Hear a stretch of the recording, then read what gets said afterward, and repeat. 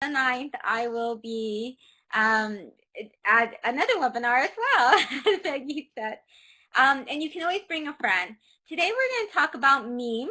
And the important question to answer in the chat box is, why is there a goat here? We'll find out about it later, but maybe you can find out. So this is about going viral and exploring memes in culture with learners. And I think one of the important reasons why we can do this, especially, I would say that this is important for teenagers all the way to even adolescents, all the way to adults. They really like this concept of going viral.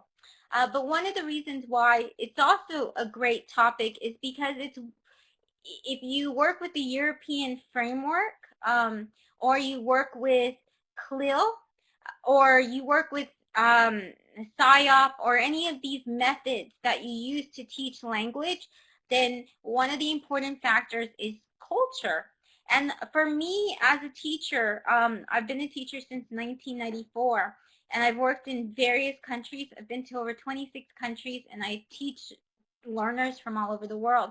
For me, it's very important that they share culture, but it's also one of the things I struggle with in bringing culture into a lesson, really genuinely and in such a great, intriguing way. And this topic, you will find that you can do that. So if that's one of your struggles, totally, you'll find that. Also, if like George Bernard Shaw says, and he's like an incredible playwright, imitation is the way we learn from when we're little, but all the way to adults as well. So you might be asking, what is a meme? Well, it's an idea, behavior, or style that spreads from person to person within a culture. So that's where you get the viralness. It becomes viral. It has to become viral. And viral means that many people around the world will follow it, or a large amount of people. Hi. Hi. It acts also as a unit for carrying cultural ideas, symbols, or practices. In fact, this is scientifically researched. Well, it is researched as well by theorists. A theorist in 1976 wrote about it. This was Richard Dawkins.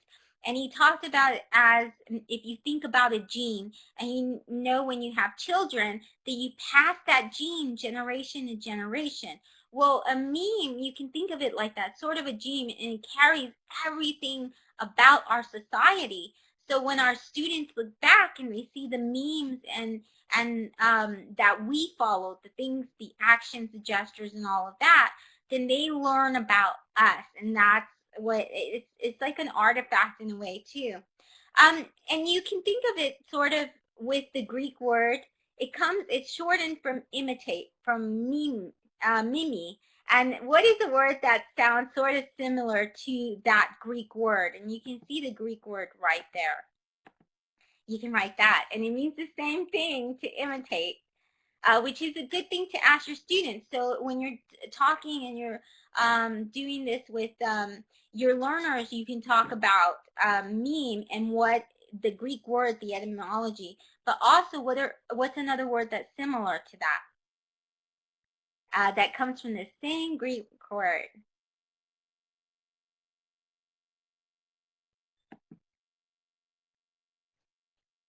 Well, hopefully you'll get it soon.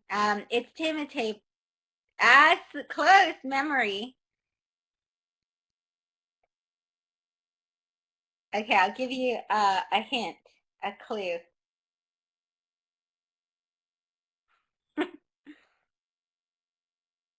Yes, mime. Very good. Very good. So it's, you can think of it like a mime. When you see a mime, he follows you everywhere, and he just copies what you do. So that's what a meme is. It's when we copy what somebody does, or gesture, what they say, and tons of people do it though. So what does this look like? Well, we'll look at that in a little bit. But what is the learning value? Because you might say, well, what's at the, you're going to question some of this stuff, but it has a lot of learning value. First of all, what this means is that students are automatically going to be engaged and interested because this is their world, this is their culture. So a meme automatically means when you're teaching with these that your students are going to get very excited. It teaches about cultures, and one of the best things about a meme, and you'll see very soon, is that it connects us globally. It shows us that all of us are very, very much the same. We all share that experience. It's very odd because memes translate through culture. It's also English as a lingua franca. So you're going to see it takes the language and it also adapts it. You can see how people in society are changing language. And it also chunks language. So it's in small units, so it's something that they can process as well. It teaches a lot of grammar as well. So I'm going to tell you that a lot of this comes from this. I was in Slovenia and I was doing training in Slovenia, and I was the keynote for the conference there, and I loved it. It was a great conference. But one of the things is I started seeing other presentations, and one of the ones that really impressed me was I met Nina, and Nina is just a new teacher, and she did this entire presentation, and I had her do it for RS Con, and I had her do it for another language as well, a conference that I run, because I wanted, it's just such an interesting thing. So a lot of the ideas and just the interest for this actually came and based off of Nina's presentation. So just to let you know that. And if you go to that link, you'll see her entire recorded presentation or webinar just like this, and you can learn from her a lot more. So if it's something that you get really excited about. So we're going to start with ourselves. So we should know memes because I told you it's trans cultural, and then also it goes through different countries. Can you name any of these memes? So there's 4 different memes here, because remember, a meme can be a saying, it can be an idea, it can also be something that we do. So these are all very famous memes. Can anybody watch that? I mean, can anybody name? Hashtags, the use of hashtags actually is a meme. It's something that we do now. Yeah, yes, very good. That is one. So how about this one? Can anybody name this meme? Acronyms, yes, they can be. Okay, so this one is a flash mob. How many of you, if you participate in the flash mob, then you can let me know. That's you can, or if you know what a flash mob is, or if you've ever seen one. Yes. And how about this one? What is this one? What is that acronym? Or this one. This was actually a meme from the 80s. It's Did I Do That? And that's actually from a show where of this nerdy guy. I can't remember what it is right now. Can anyone, who's this famous guy who started this meme? Yes, Matt, exactly. So, yeah, Family Matters. Yay, great. That's Matt who's dancing Matt. So those are memes you can see. He's gone from country to country, and a lot of us recognize these. And we also can use these. You probably use dancing Matt, to teach your learners as well. Now, this is an idea or concept here, YOLO. And then here we have a gesture as well. It's the raise the roof. uh, yes, exactly, Daniela. That is one of those as well. So here, this is actually me. I'm participating in a meme, a very famous meme that I got people in Liverpool to do at the TESOL. And then this is a very famous meme you might recognize. So it doesn't necessarily have to be on YouTube, and it doesn't even have to be on a meme site. It's something that we do. No, but the Macarena is a meme. So Daniela, that isn't the Macarena, but that is another very famous and popular meme. It is Macarena. So you can kind of get the idea about it. This is Gangnam Style. So if you've ever danced Gangnam Style, and this is the Harlem Shake. This is YOLO, you only live once. And in the 90s, I think this is a 90s meme, raise the roof. So you recognize a lot of these, even though we're in different parts of the world. So they're very popular memes. And the reason why now they have meme generators and meme sites where you can actually, if you're on Facebook, you've seen a lot of these. Then there's a lot of things that you can use with your students and you can get them interested. And there's so many ideas. So I'm going to go ahead and present these ideas for your classroom now. These are all activities. So one of the ways you can do this is you can present your rules. And the great thing about a meme is it's a nice way to present a rule. So this is one of the memes that I made with Meme Generator. Oh, I know, I was trying to trick you, Peggy. um, so talking, have you seen this meme?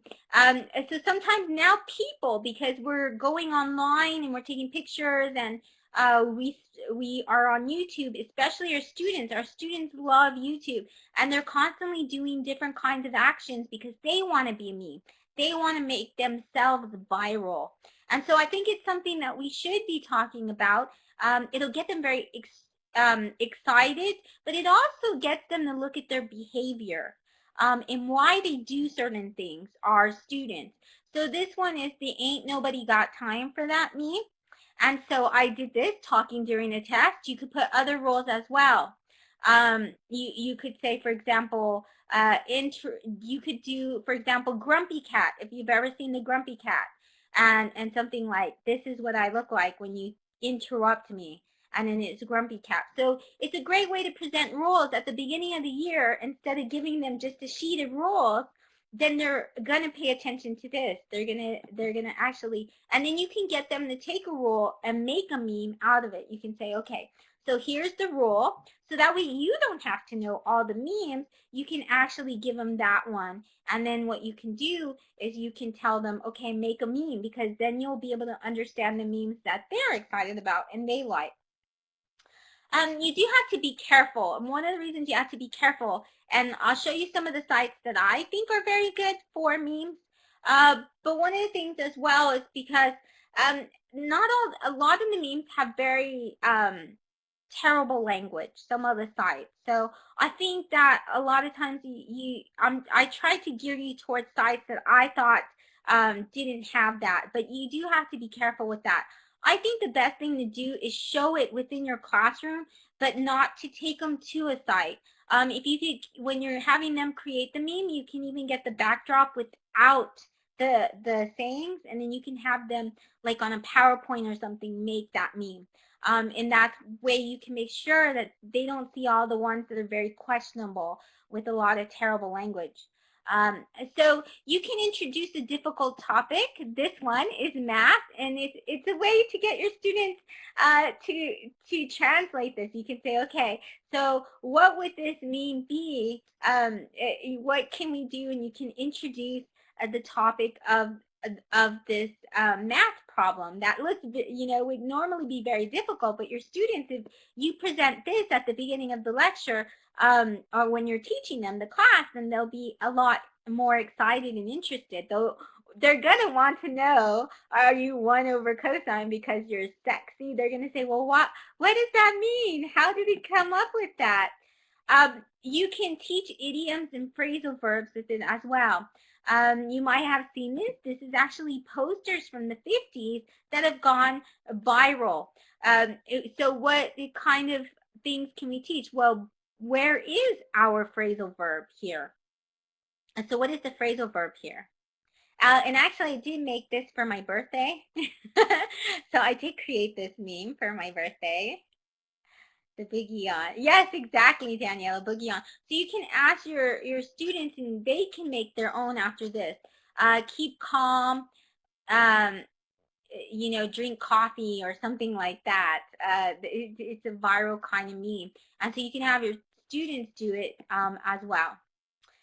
This is a very famous meme called Like a Boss. Does anybody know what like a boss means? Or can guess? And they usually have it with these characters. These characters are called, they're rage comics. They're called rage comics. You may have seen them before. Okay, so like a boss, what it means is that you're very good at something, like the boss. Yeah, and yeah, like a boss, you strut and you have attitude.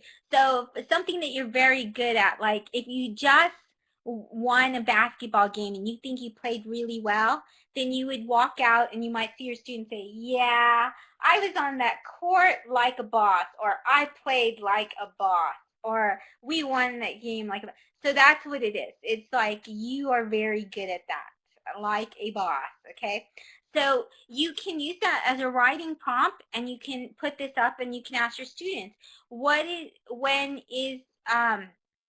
have you ever felt like a boss? Or what do you do that, write a time and describe a situation where you were like a boss, like you could start out and be like a boss.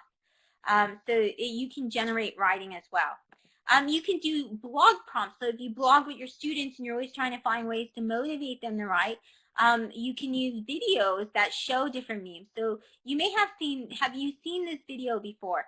This is lessons that we learn from the from from the dancing guy. And concept brings up a really good concept. Okay, so the great thing about memes is, because you're saying boss has to do a lot of work, is we can also show that within English, sometimes we take words and we change the meaning. So it's like that English as a lingua franca, where it evolves. Because in this case, boss wouldn't be the connotation of like a lot of it is, like work, but it's more like he's the boss, he's the man in charge. Like that's the so you can teach things like that. Like you can show them it's this definition versus this definition, which is very important because our language learners, yes, exactly, Kanta, master everything. You're the master. Exactly. So you can even evaluate the language within it. And that's very important for our students as well. So this one is a viral meme. Sometimes you might have heard things like Charlie, or you might have seen the memes where all these people in weddings are dancing constantly. So a lot of memes we can see on YouTube. So you can embed that in a blog, and then you can ask them um, to make um, similarities and comparisons to their experiences. So for example, in this one, it's a video about a man, and this is the man, and he just starts dancing, and it went viral, and it became a meme, basically. And anyone can be a meme. That's kind of the crazy thing about it, is you could upload a video to YouTube, and suddenly 1,000,000 people will watch it. But it's not only that 1,000,000 people will watch it, but they'll also copy it as well. So for example, if you go to for example, the talking babies, you may have heard of the twins, the da da da da da da. Well, that became a meme, and the reason it became a meme is because a lot of people went and they started putting what the talking babies were saying. So it became a meme in this is the dancing guy. So he started dancing. It was just a random guy. Somebody took a video of him, and he was just dancing in a park. And all of a sudden, all the crowd of people started dancing. So they put this on YouTube to show that this guy was a leader. And now lots of people are doing that. So they use this. If you look at this particular video, it talks about leadership lessons, like how you get people to follow you. So these are things that you can do. You can show a video like this, and you can say, how do we get people to follow you? How do you get, you can relate it, how do you show that your individuality, like, he's not afraid to be himself. I mean, there's lots of questions that you can ask from it. This is one of my favorite memes. This is the success baby. He's very cute. I love him.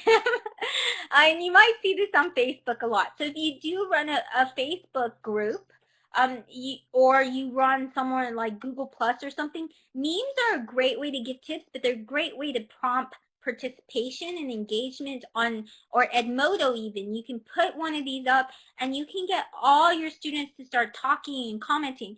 So if at the beginning you say, oh, none of my students are going to my Edmodo, or none of them are going to my Google community, or none of them are going then you just put this up and they will respond because they love memes. You can say, what would you use in this meme?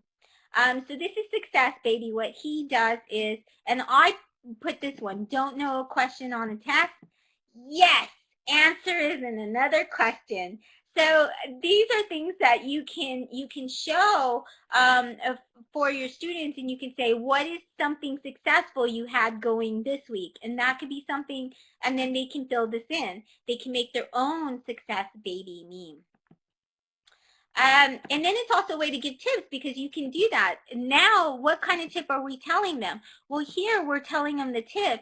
If you don't know the question, the answer on a test or something, then you can look throughout the test and look for the answer there.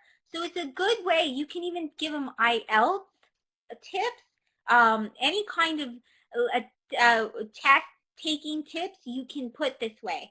If they're taking the SAT or something like that, you can make it to where they can see that.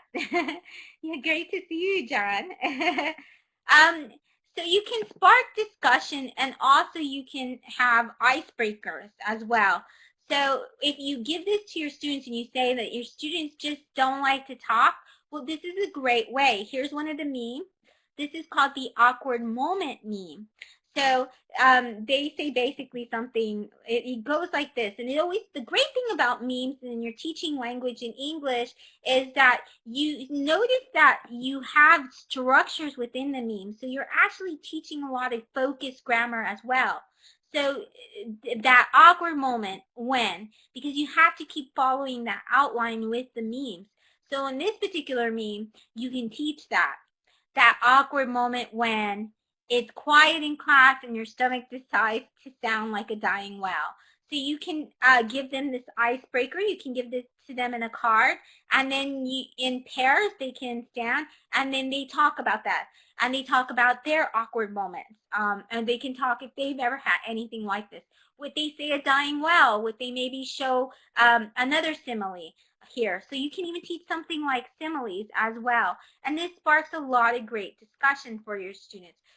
Also, that you can use this as an icebreaker, because if it's the beginning of the class, or if you're teaching a workshop or something, you show them that and you tell them to create this meme together, and they start getting to know each other. So it's a great icebreaker as well.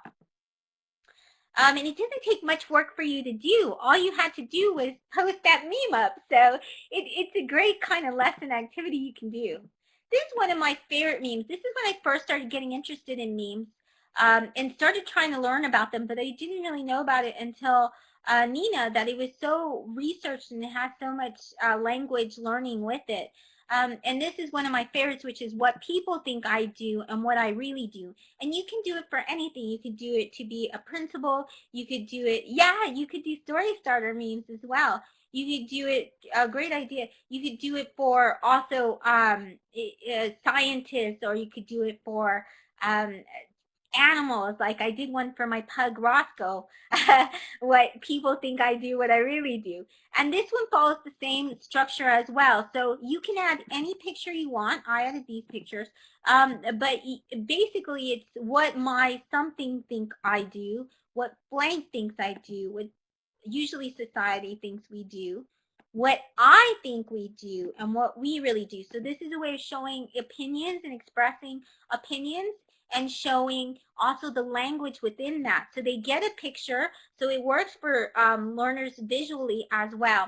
So this is what I do. Can you guess what I'm saying here? So then you can have them create these, and then they can get in pairs, and they have to guess, what is this? Well, here you could say a juggler, or something like that, a jester. Yeah, they think I'm an entertainer. Okay, so you might get that from that. Here, what parents think we can do, magic, because, and then we can talk about that. Yeah, exactly. What society thinks we do, they think we're Superman, or Superwoman. They think they can do anything. What I think we do, which is Einstein, we're very silly, but we also teach as well and try to ingrain in our students kind of philosophy and stuff that they can have to like. And what we really do is juggle. We juggle all these kinds of different roles. So that's what I put, but you could put something very different. So you would give them a template. You could do it on a PowerPoint. You can do it on, you can do it also if you have like Photoshop or something. You can do something like that. So you give them the template. What people think I do, what I really do. You can even do this online, but once again, I don't recommend that because I don't like the other language and stuff. It's very questionable in the meme generator site. So what people think I do, what I really do. So tell your students they can say it as a student, as a teenager, as a college student, or maybe things that they are, a football player, a soccer player, and maybe they're boys, so they can take any kind of role that they feel that they are, and then they can examine it with this particular type of meme. And they can say things like what my teachers think I do, what my parents think I do, or they can change it, what my friends think I do, um, what society thinks, what my sister thinks I do, what my dog thinks I do, anything like that, okay? And so it gets them to think a lot. So you can see it's also very critical thinking skills. I don't know what happened here, but this is supposed to be a lesson plan a day. I don't know why it's doing that. Anyway, so this is a lesson plan a day Tumblr, and this is a lesson plan that I created based on this. So this one is let's create a viral video. So we're going to go through the steps of that really quick. And so one of the things you could do is you start the lesson, and the pre-task is you get students to ask what kinds of videos tend to go viral. So when you think of all the famous videos out there on YouTube, what do they have in common? Can you categorize them? There's a reason I have a cat here, because some of the most famous videos on YouTube are of cats. Exactly. They're of cats. So there's so many cats out there that are really famous. There's Grumpy Cat. There's LOL Cat. There's just so many cats. You see cat videos all the time. What else do you see that's very famous? When you see a YouTube video, you see a lot of animals in general. You see talking dogs, you see dancing dogs, you see dogs that do all kinds of tricks. So the animals are one. Yes, Maria Jesus, exactly. Babies, yes, babies. Parodies of songs. I didn't even put that in the next slide, but yes, exactly. People doing dumb things, exactly. And this is actually a workshop and a lesson that I've done with my students as well. And so these are just a few of the things that I put. So you saw the babies, the dumb things, which I put as accidents, but sometimes it is just them doing dumb things. Dancing, there's a lot of dancing that goes viral, and lots of animals. So what they do after that, after the students get to think about this and they write down all these kind of memes and they categorize them, then it's time for them to do the main lesson, which is they watch this video, which is called How to Make a Viral Video with Smash Mouth. It's a Smash Mouth parody. So in itself, it's a parody of a song. So it's a meme as well. Oh, well, it's hopefully going viral or meme or something, I guess. And this video is great, and I have made the lyrics. I had to actually write the lyrics out because they weren't there at the time. But you can get the lyrics, and one of the things you can do is the lyrics, if you look at them, look at what the lyrics say. Who shared you first? He's not breaking, and he's a mouse. He says, welcome to the National Meme Institute. Here at NMI, we have the greatest minds in science working around the clock to figure out how to go viral. And you can give them this, the lyrics as well. And so what they're doing here's the goat. You might have seen that. Our goat is nominated for a Grammy. So what they do is in this particular lesson plan, they look at the lyrics, and the lyrics are telling them It's about an institute that's studying how you go viral. So it's saying you have to add a goat, you have to Harlem shake. So you see all of these things as well. You have a headpiece, laughing gas. You have, at one point I think, oh, your tattoo is an epic fail. It was supposed to be Jesus, but it's Christian Bell. So there's so many different things that they can point out there that are memes. So these are the lesson descriptions of the lesson. So you can find it at that Tumblr site. But then they work together, and of course, the culminating activity, what they do is they, in turn, they go through the categories and they create a viral video. And they decide, is it going to be something dumb people really do? Are they going to do a parody of a song? Are they going to do something with a baby? Are they going to put something with a goat in it? Yeah, apparently I had to look that up. So if you don't know any of these memes, trust me, I don't know a lot of them either, and I'm going to show you how you can learn about them. They just randomly throw goats in videos now, apparently. And then it becomes a meme. So they create a viral video themselves, and then you can have them put it up, or they can just do it for their friends. And what you can do is they decide they're going to put cats, a baby, whatever they want to do. They get to be the directors of this viral video. And so when they're doing these viral videos, what you can do is they can also be in a contest. So if you want, they can put it online, and then you can put a math component to it. So you can have them graph and chart each day how many visitors they get. And then you can track it. You can put it on a leaderboard, and they can see which video actually goes viral. So this is something that's very good for them. It's investing, and they can learn different skills with that as well. So why do these things, and then one of the final reflection questions, and something for us as well, but something you can do with your students, is why do these things go viral? Why? And what does it say about us as a society? So we talked about parodies, we talked about people who do dumb things, we talked about babies and cats.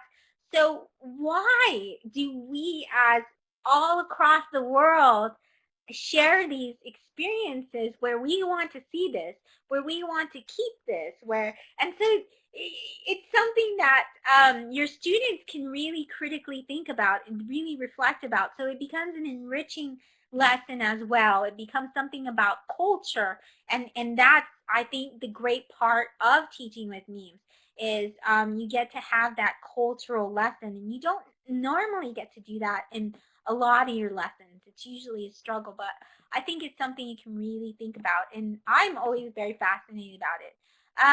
So you don't know the memes, that's okay, because there's knowyourmeme.com, and this is a database of all the memes. I only recommend this for you. Do not use it with your students. It has a lot of questionable things. They do not filter, they do not censor. But if you want to know a specific kind of meme, if you see something and you see one of your students when they're working with these memes and they decide to do that, and you want to know what it means, then you can do this. You can look it up, and then it tells you the origin. Here it's really funny. Basically a mom, you can make lesson plans out of all of these. You can even study the etymology. It's fascinating. So it's Success Baby, my favorite one. This was just a picture that a mom posted up on her Flickr or something, and all of a sudden it went viral and it became a meme. And so these are things that I asked my students when we talked about babies and the da-da-da, and I had them do that lesson. I said, now you get to role play. You get to imagine that you're this baby's mom. How do you feel about your kid becoming a meme where millions now use your child? How do you think this child's going to feel 15 years from now when he sees that he was a meme? So these are all questions for discussion that are really fantastic and generates really good, and that students really enjoy as well. You can even write have them write stories. They can write like news articles, like when they interviewed the baby, he's 15 years old and what he does now. And you can do all of these as well. We located, and they can be fake. They don't have to be real, but we located Dancing Man, and this is what Dancing Man has to say about his viral video. Or we located the twin da-da-da babies, and they're 20 now, and this is what they had to say. So you can have them do fake interviews. There's so many different ideas that they can do after this. They can do news articles, they can do magazines, they can do lots and lots of great enriching activities. If you don't understand a lot of these things as well, like the phrases and the catchphrases and the slang, then there's noslang.com. And the great thing about noslang.com is it teaches you about all of these things, so you can know what your students are saying. But one of the great things too is it has an internet and text slang translator. So it will actually, you can copy and paste, and it'll translate it. So you can figure out these kind of things. I always think that's good. There's a lot of really cool tools and apps out there as well. If you are on Google Plus and Google Communities, then there's a meme face app. You can actually become a meme face on your Google Hangout. That's relatively new. These are some of the generators you can do memes on, where your students can make them. And they're closed, so as long as they don't go away from the generator, they should be okay, and they're not going to see that much questionable language. So you can do here, imager.com, meme gen. Check these out, though, first before you use them with your learners, please. And memecenter.com, meme builder. You can use pic collages. I think doing it on a mobile device, and that is on Android as well. They have here, see, I am the boss. It's with a cookie. So you can do memes with that as well. But the good thing is when you do it in the mobile device, then you can kind of censor all that terrible stuff that's in the other memes, you know. So I think that's really good as well. Pic Collage is a great tool. Image Chef, these are all free, by the way. This is only for iOS. This is only iPad, iPod. And you can write text. But even if you wanted other uses, they can do word walls, they can do wordles, they can do all kinds of great things. Muzi is a fantastic site for learners. They absolutely love it. The great thing about Muzi is you can do 1,000 things with it. So you can do your own meme. Here we have a Cuckoo Monster meme.